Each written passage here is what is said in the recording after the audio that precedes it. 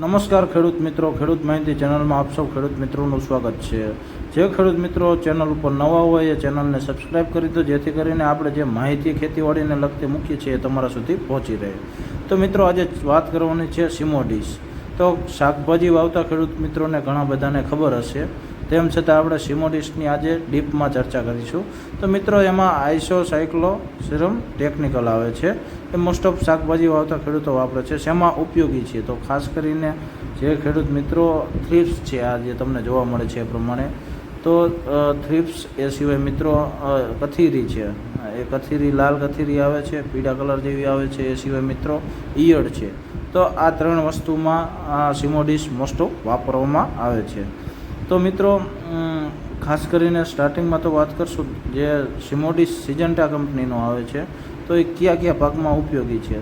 તો રીંગણીનો પાક છે, જેમાં રીંગણીમાં ડોકામેડ ઈયળ આવે છે। તો રીંગણી વાવતા ખેડૂત મિત્રો ડોકામેડમાં સારું એવું રિઝલ્ટ આનું મળે છે અને વાપરે પણ છે ઘણા બધા ખેડૂત મિત્રો। તો મિત્રો રીંગણી છે, એ સિવાય મિત્રો ટમેટા છે, તુરિયા છે, એ સિવાય મિત્રો ખાસ કરીને મરચી। તો અત્યારે તડકાનું વાતાવરણ છે, તો થ્રિપ્સનો હેવી એટેક છે, તો એમાં સિમોડીસનું સારામાં સારું તમને રિઝલ્ટ જોવા મળશે।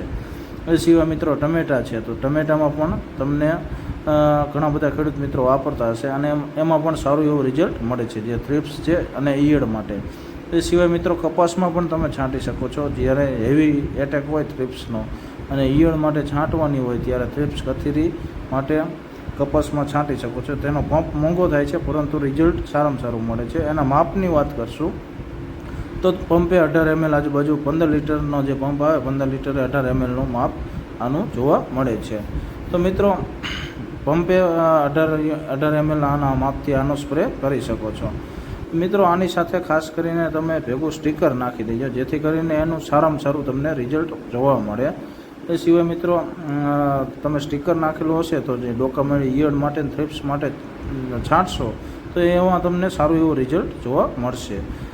એ સિવાય મિત્રો આગળ વાત કરશું તો આ જે છે એ સિસ્ટમેટિક નથી, પરંતુ કોન્ટેક્ટ ઇન્સેક્ટિસાઇડ છે, જેથી કરીને અડશે ત્યાં જ એનું રિઝલ્ટ સારું એવું જોવા મળશે।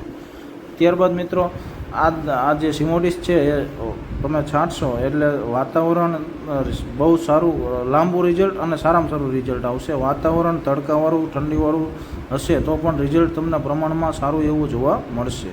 તો મિત્રો આજની આ માહિતી હતી।